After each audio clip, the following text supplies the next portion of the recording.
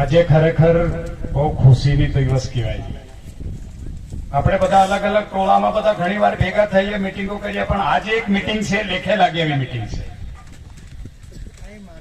કારણ કે આપણે અલગ અલગ નથી, એક જ સમાજના છે, પણ બીજી કેટલીક બાબતોમાં વેચાયેલા છે. પણ સમાજની ચિંતા કરીને આજે જે ભેગા થયા એ ખરેખર ખુશીનો દિવસ કહેવાય. મારે 2 દિવસ પહેલા ભાઈ શ્રી વિજયભાઈ સાથે વાત થઈ કે વિજયભાઈ, આ તમે જે કામ કરી રહ્યા છો એ ખરેખર અભિનંદનને પાત્ર છે. કારણ કે આ વસ્તુ અમે પણ ઘણું વિચારીએ પણ ક્યારે સહમતિ થતી નહીં. તો વિજયભાઈ કીધું કે નરેન્દ્રભાઈ એકલાને આપણે બધાથી કરવાનું, પણ મેં કીધું બલાડીના ગળે ખંડ ઘણા જ બાંધવા કે, પણ સાચા અર્થમાં બંધાય ખંડ તે માણસ કહેવાય. તેમાં સુખરામભાઈ છે, વિજયભાઈ છે, આ વડીલો છે જે સાચા અર્થમાં જે ખંડ બાંધ્યો. અને આપણા સમાજની અંદર ઘણા બધા કુરિવાજો છે અને કેટલું ઘણું બધું આપણા સમાજમાં 3 પ્રકારના લોકો રહેશે. કોઈકની સ્થિતિ સારી હોય, કોઈ મધ્યમ હોય, કોઈ છેલ્લા લો લેવલનો હોય. તો એ દેખાદેખની અંદર પેલો કરે તો મેં પણ કરું, પણ એની કેપેસિટી જો ના હોય તો એ ખેતર મૂકે કાં તો દેવું કરે અને પેલાના દેખાવેખમાં કરીએ પોતે દેવામાં પડતો હોય. એટલે ખરેખર આ બહુ સરાહનીય કામ છે.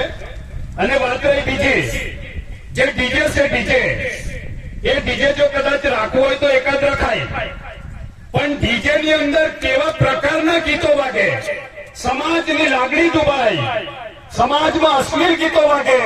અને આપણે બધા સંસારી છે, આપણા બધાના બાળ બચ્ચા છે, તો ભણતા બાળકોને ભણવામાં, વાંચન કરવામાં, એસએસસી બોર્ડ હોય કે એચએસસી બોર્ડના વિદ્યાર્થીઓને વાંચવામાં તકલીફ પડે.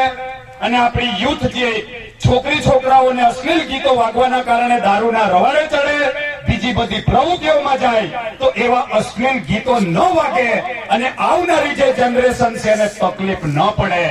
એ દિશામાં પણ આપણે ડીજે પર વિચાર વિમર્શ કરવો જરૂરી છે. બરાબર. સાથે રહી બીજી વાત કે આપણા સમાજની અંદર માણસ મરી જાય, ખરેખર આપણે જીવતે જયારે ખબર અંદર પૂછતા નથી, કોઈ આપણે સીતરું પણ નથી ઉડાડતા, પણ જયારે માણસ મરી જાય ત્યારે આપણી પરંપરા છે જૂના બાપ દાદાની, નો ડાઉટ એ રાખવી જ જોઈએ, પણ લિમિટેશન હોવું જોઈએ. પછી મરેલા વ્યક્તિને આપણે ઉડાડી દઈએ અને કશું કામ લાગવાનું નહીં. ખરેખર તમારે મરેલી વ્યક્તિને ઉડાડવાની જગ્યાએ જો કદાચ આપવાની ઈચ્છા હોય તો તમે એના જે ઘર ધણીને આપો તો એને કઈ બીજી રીતના મદદરૂપ થાય. બરાબર છે. એટલે આ ઘણી બધી એવી બાબતો છે અને સમાજ વતીથી આજે અમને બેડું ઝડપ્યું છે, એમને ખરેખર તહે દિલથી આભાર માનવો જોઈએ. અને આ જે કંઈક સમાજના એજન્ડા નક્કી કર્યા, સમાજ આમાં ઘણા મજબૂત લોકો છે, કોઈ નોર્મલ લોકો નથી. કોઈ 4 પંચાયત, 4 ગામના સરપંચો છે, કોઈ 5 ગામનો વડો છે, કોઈ જિલ્લા પંચાયતનો સદસ્ય છે, કોઈ તાલુકા પંચાયતના સદસ્ય છે, કોઈ પટેલ છે, કોઈ રાજકીય પાર્ટીના આગેવાનો છે. આટલો મોટો સમાજ હોય તો આ વસ્તુ કેમ નહીં અમલ આવે? આવે ને અમલ? આવી જાય ને? અરે આજથી અમલ. પણ આ એજન્ડા બધા વાંચો, એમાં કેટલાક સુધારા વધારા કરવાના થાય તમારા સૂચન મુજબ, તો સુધારા વધારા થશે. અને જો કદાચ સુધારા વધારા ન કરવાના હોય ધીસ રાઈટ, તો એને ઇમ્પ્લિમેન્ટમાં મૂકી દેવાનું છે. બરાબર. તો આપણા જે મહાનુભાવોએ જે બીડું ઝડપ્યું એમને બધા અમલમાં લેવાનું છે. અને આપણા સમાજ જે કુરિવાજો અને ખોટા ખર્ચમાંથી બહાર નીકળે તો પોતાના બાળકને ભણવામાં અને પોતાનું જીવનમાં ખૂબ વાપરે અને આગળ વધે, એ અભિલાષા સાથે મારે અહીંયા વાત પૂરી કરું છું. જોહાર. જય આદિવાસી, જય ભારત. ધન્યવાદ નરેન્દ્રભાઈ. હવે આપણી વચ્ચે વસંતભાઈ રાઠવા કે જેઓ બરોડા એમએસસી યુનિવર્સિટીમાં છે, કે ઠેઠ બરોડાથી આપણા સમાજના કામ માટે આવ્યા છે, તો એમની પણ આપણે 2 વાત સાંભળીએ. વસંતભાઈ રાઠવા.